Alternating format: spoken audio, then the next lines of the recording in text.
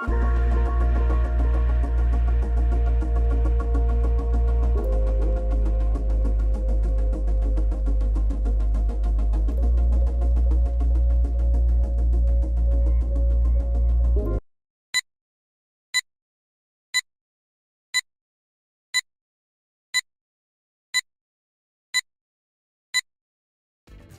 is Nightline and I'm Azaria Tagaya. News making the headlines. Government to introduce digital ID system that strengthens MyCard security. And Malaysia still in talks with Saudi Arabia on vaccine discrimination.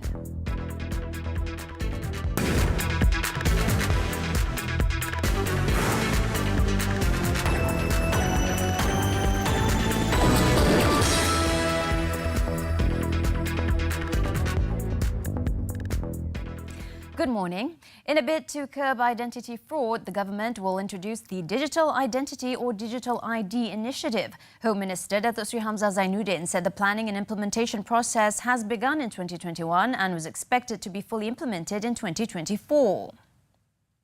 Inisiatif ini adalah selari dengan aspirasi kerajaan untuk memperkasa pendigitalan perkhidmatan kerajaan berteknologi dan berkapasiti tinggi secara end-to-end yang boleh dimanfaatkan oleh rakyat sekaligus memacu kepada perkembangan ekonomi digital negara. Bagi memastikan JPM bersedia dari segi sistem dan infrastruktur untuk mengendalikan urusan pengesahan identiti pengguna melalui Digital ID, sistem dan infrastruktur ICT sedia ada di JPN akan terus ditambah baik agar ianya sentiasa terkini dan selamat. The Home Minister was speaking at the National Registration Day celebration on Wednesday. He said in addition to digital ID, the NRD has also completed the development of the System Mortality Integration Data Validation SPDIM, which was a smart system partnership between the department and the Royal Malaysian Police. The SPDIM was an integration between the NRD with the police reporting system involving 690 police stations in Peninsular Malaysia. Malaysia is still discussing with the Saudi Arabian government on the types of vaccines allowed for individuals wanting to perform the Umrah pilgrimage in the kingdom. Health Minister Khairi Jamaluddin said this follows the conditions set by the government of Saudi Arabia, which only allows the entry of travellers who have received the Pfizer and AstraZeneca vaccines only, while recipients of the Sinovac vaccine are required to take a booster dose. Jadi untuk memudahkan jemaah haji kita nanti ataupun yang nak pergi ke umrah supaya mereka dapat dos apa yang kita panggil sebagai dos penggalak lah, booster dose yang diiktiraf oleh Arab Saudi supaya tidak ada masalah kepada rakyat kita nanti. So it's quite clear. Di samping kita masih lagi berunding dengan Arab Saudi supaya tidak ada diskriminasi lah dengan vaksin sebab kita dapati semua vaksin adalah berkesan dan selamat. He said this at the handing over of the Malaysia Corporate Family Contribution at the Health Ministry on Wednesday. He added that prospective pilgrims can apply to get the booster shot through the MySejahtera application starting next month. Early investigations by the National Cybersecurity Agency found that the spam emails and fake one-time password OTP messages sent to MySejahtera users was due to a misuse of its application programming interface API. However, the Health Ministry said the exploits did not result from a leakage in the MySejahtera database. On Tuesday, several MySejahtera users found themselves receiving a one-time password OTP message to verify their check-in registration into premises. Meanwhile, on Wednesday, spam emails were dispatched to some MySejahtera users from the application's help desk. Several MySejahtera users also woke up to disturbing spam emails from the application's help desk. The ministry, in a statement on Wednesday, said the MySejahtera website is built with a feature that allows businesses, premises, public transportation and other services to obtain and display QR codes to enable check-in registrations. The ministry said in the wake of such irresponsible actions, the MySejahtera team has beefed up the security levels of the MySejahtera app and website to prevent this incident from recurring. The MySejahtera mobile application and website that was introduced in April last year is under the purview of the Health Ministry and the National Security Council. The Education Ministry is prepared to face any possibilities if there is an increase in COVID-19 cases during the school session. Second Deputy Education Minister Datuk Muhammad Al-Amin said access to continuous learning will be provided to students who face examinations so that complete and adequate preparation is provided before sitting for the examination. Kita juga telah merangka beberapa persiapan sebenarnya dan kita sudah cukup bersedia bagi menghadapi apa-apa kemungkinan jika berlakunya kenaikan kes COVID di waktu persekolahan. Kita amat concern dengan izin untuk memastikan anak-anak kita, para pelajar yang khususnya akan menghadapi peperiksaan ini. Dan kita akan pastikan mereka akan mendapat akses pembelajaran secara berterusan dan akan diberikan oleh guru dan akan diberikan secara berterusan arahan-arahan apakah yang patut mereka lakukan demi memastikan proses pembelajaran apatah lagi yang bakal menduduki peperiksaan ini dapat mengikuti setiap subjek ataupun kelas mereka dengan secukupnya sebelum mereka menduduki peperiksaan. He was responding to an additional question in Wednesday's Dewan Negara session on the learning module form provided as an alternative in the event of an increase in COVID-19 cases in the future. The Education Ministry has also stated that only teachers who are completely vaccinated are allowed to teach and interact with pupils or students. Datuk Muhammad Al-Amin also reminded teachers to obey and follow the instructions to get vaccinated, and cooperation of all parties is necessary for the school session to run smoothly. The Dewan Negara was also told that a new bill to protect senior citizens and address abandonment among the elderly is expected to be tabled next year. Deputy Women, Family and Community Development Minister Datuk Siti Zailah Muhammad Yusof said a study carried out to draft the law was concluded on October 1st. Kerajaan sangat peka tentang keperluan warga emas dan kita telah membuat kajian tentang untuk mewujudkan satu akta khusus untuk warga emas di negara kita, dan kajian itu telah berakhir pada 1 Oktober 2021 di mana kajian ini untuk menentukan SOP dan skop rang undang-undang yang bersesuaian dengan konteks Malaysia sebagai kesediaan masyarakat berdasarkan kajian dan data yang ada, iaitu dan kita menyediakan satu cadangan iaitu bagaimana strategi ke arah mempertingkatkan perlindungan kepada warga emas.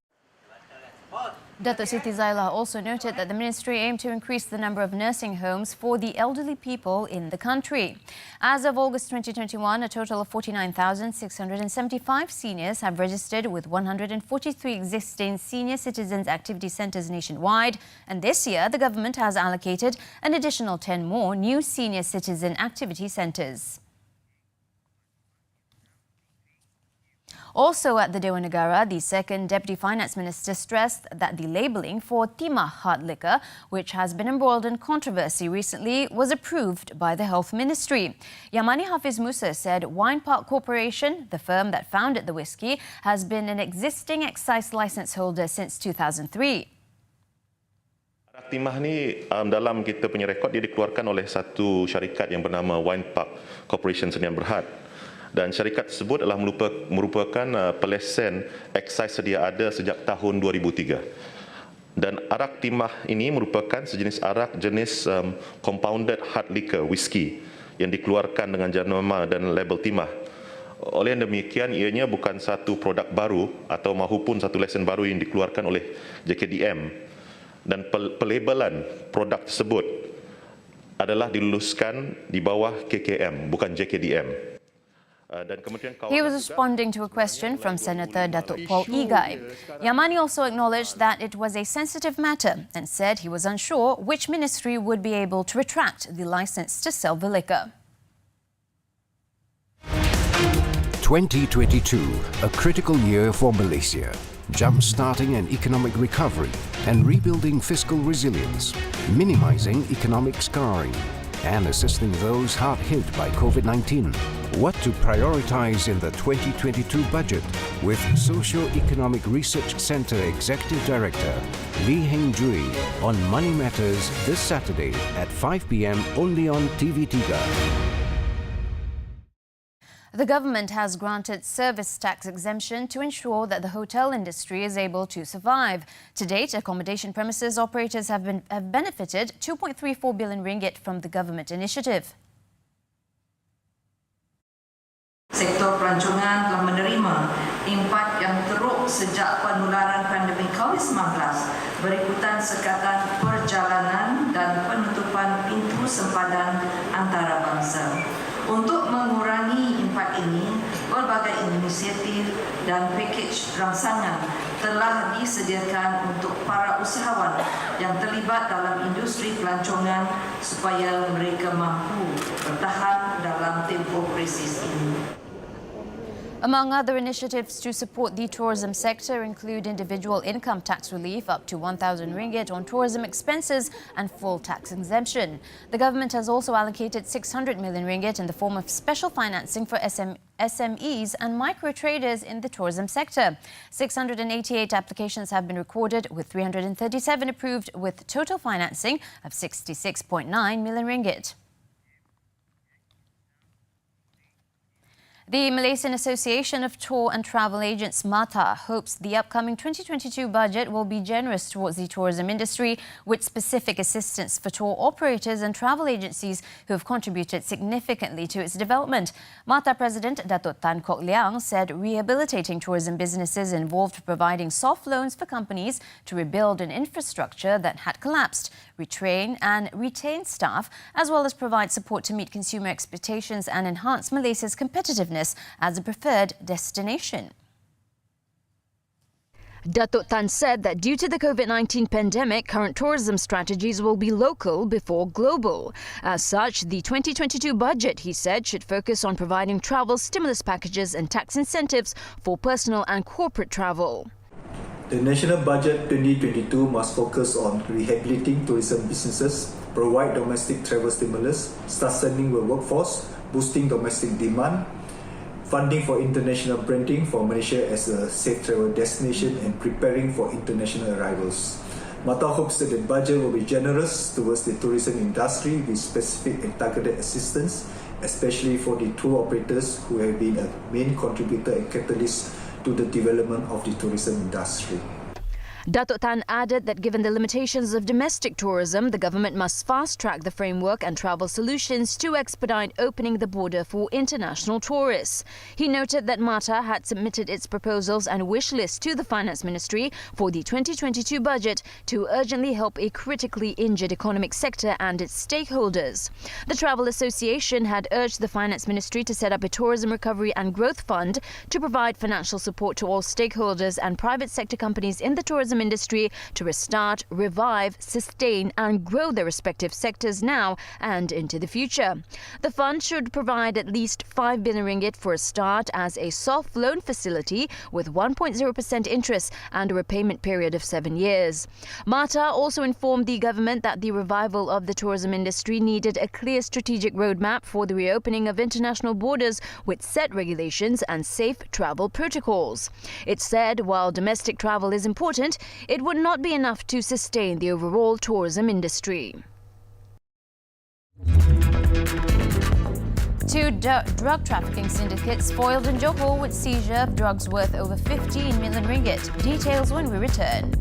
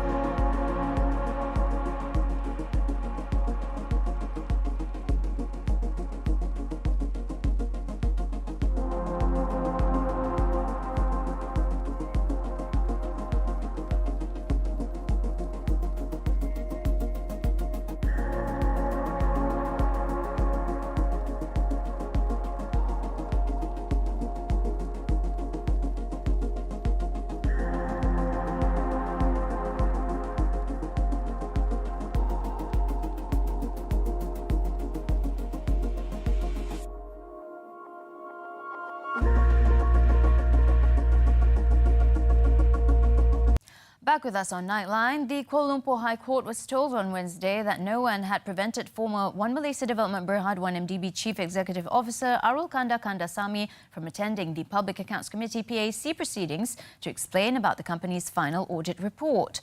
Former National Audit Department Director Saadatul Nafisa Bashir Ahmad said that Arul Kanda attended the meeting on February 25, 2016, which was a day after a meeting was held during which top government officials agreed to amend the original 1MDB audit report.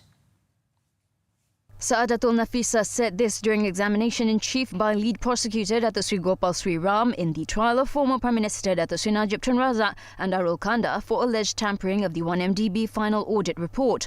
To another question, she said the audit report on the Kuala Lumpur International Airport 2 KLIA2 project was also a special one. She said the special audit reports on the 1MDB and KLIA2 project were considered investigative in nature. The former National Audit Department Director said the audit on the KLIA2 project was done when Datuk Sri Najib was the Prime Minister, but the latter did not ask for a copy of the report, nor for any changes made to the report. Both of them are charged under the Malaysian Anti-Corruption Commission Act 2009, which provides a jail term of up to 20 years and a fine of not less than 5 times the amount of gratification, or 10,000 ringgit, whichever is higher upon conviction. The trial before Judge Muhammad Zaini Mazlan continues on November 29th. The Malaysian Maritime Enforcement Agency MMEA has thwarted an attempt by a drug trafficking syndicate that attempted to smuggle drugs out to Indonesia in Muar waters early on Tuesday morning. Johor MMEA Director First Admiral Nurul Hizam Zakaria said that they also seized 23 kilograms of shabu, 2,000 ecstasy pills and 90 Aramin 5 pills estimated to be worth 1.33 million ringgit. Nurul said the operation was conducted following information and continuous intelligence gathering on drug smuggling activities by the Batu Pahat Maritime Zone around the waters of west of Johor. Semasa membuat rondaan itu lebih kurang pukul 4.50 pagi, bot peti 85 ni mendapat maklumat risikan yang mengatakan ada cubaan untuk menyeludup keluar dadah dari Malaysia ke Indonesia, dan ketika peti 85 tiba di lokasi yang dilaporkan oleh pihak risikan, mereka mendapati dadah itu disembunyikan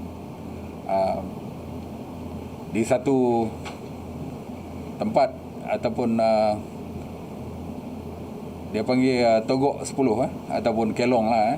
He said that further inspection of the plastic package found 23 Chinese green tea packages containing shabu, 1 white package containing 2 small packets of pink ecstasy pills and 9 strips of Aramin 5 pills. However, no arrests were made. The case is being investigated under Section 39B of the Dangerous Drugs Act. This year, the MMEA has managed to thwart 7 attempts to smuggle drugs out to neighbouring countries, with a total seizure amounting to 7.9 million ringgit. Also in Johor, a drug syndicate's attempt to evade detection by declaring drugs as coffee beans was foiled when 14 gunny sacks of drugs worth 14.33 million ringgit were seized at the Tanjung Pelepas Port in Iskandar Puteri, Johor on October 16th. Bukit Aman Narcotics Criminal Investigation Department NCID Director Datuk Razaruddin Hussein said the drugs, weighing 398.28 kilograms and hidden in a container, were discovered during a joint operation with the Royal Malaysian Customs Department.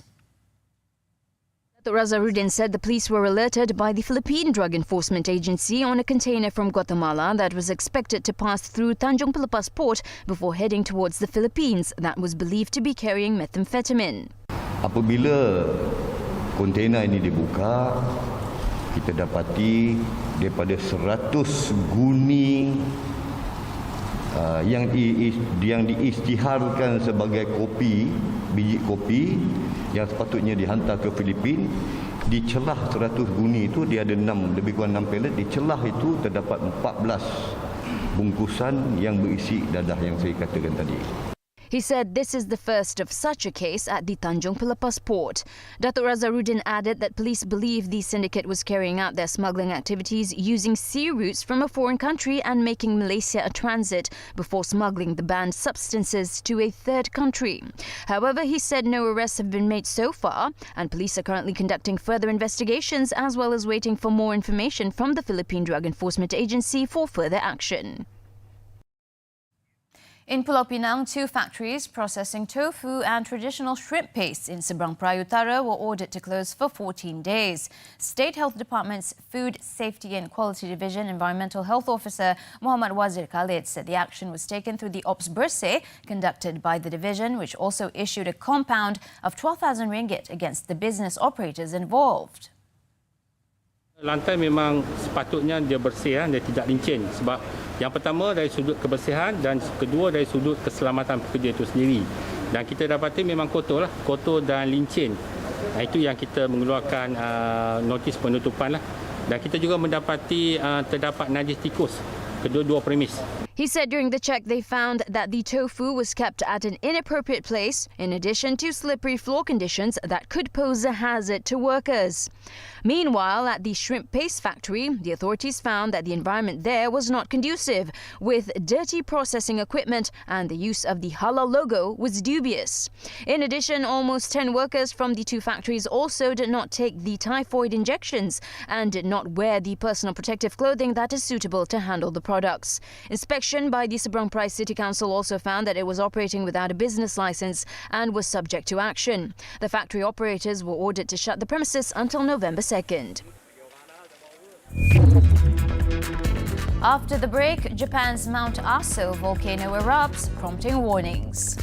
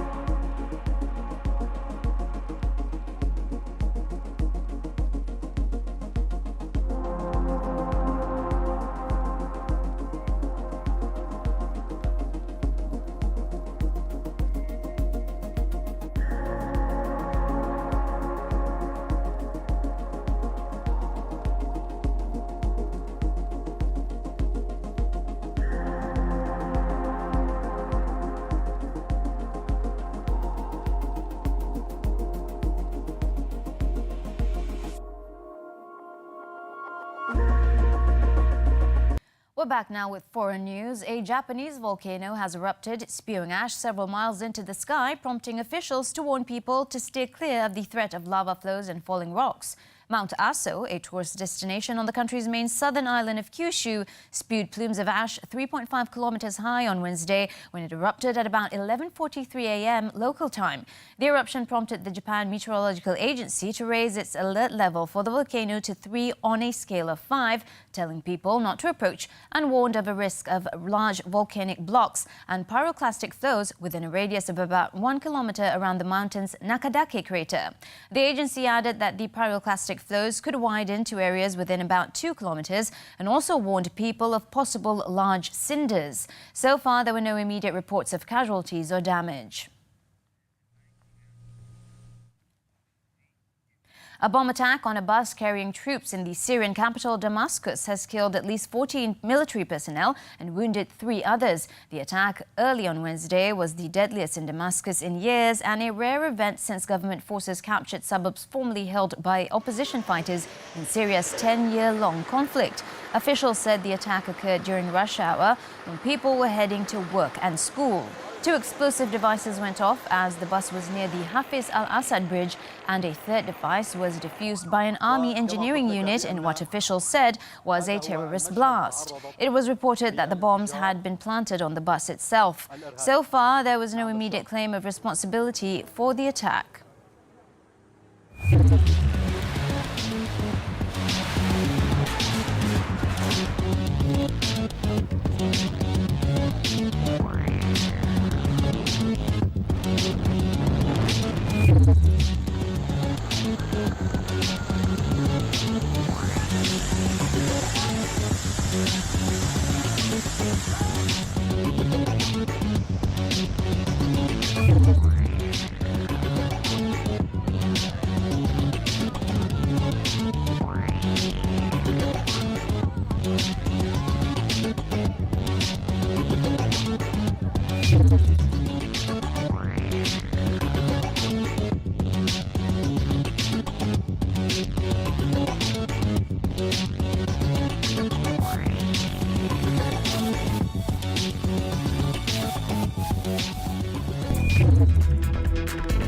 After this short break, Steve Bruce shown the exit. Stay with us.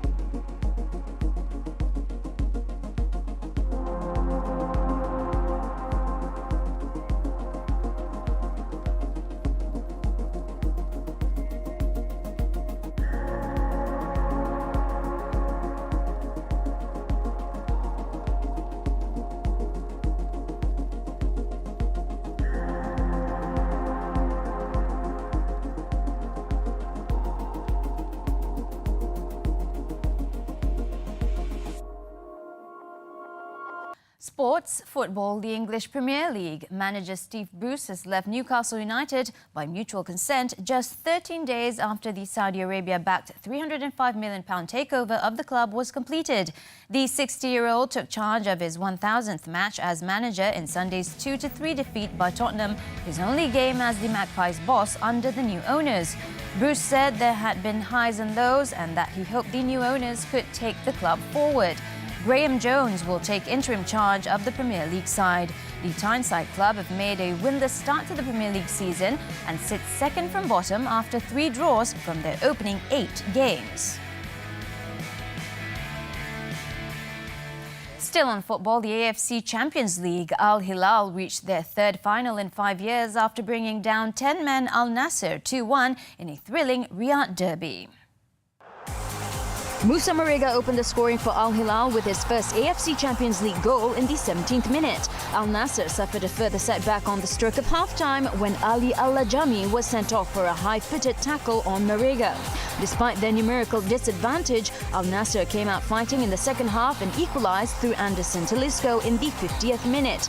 Al Hilal's winner came 21 minutes later when Salim Al-Dawsari scored with the help of a slight deflection of Al Nassr skipper Abdullah Madu.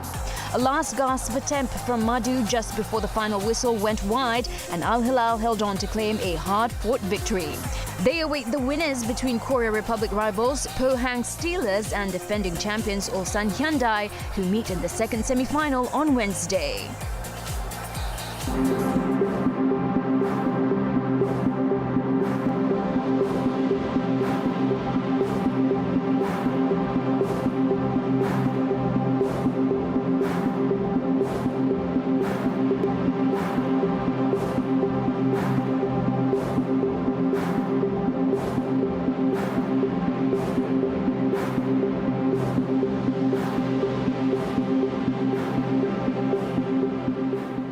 Now, this strong man has a Guinness World Record for the most overhead presses of a person in 1 minute, 82. Sheikh Ahmad Al-Hassan Sanu, also known as Iron Bibi, is a Burkina Faso national who lives in London and is seen showing off his superhuman strength.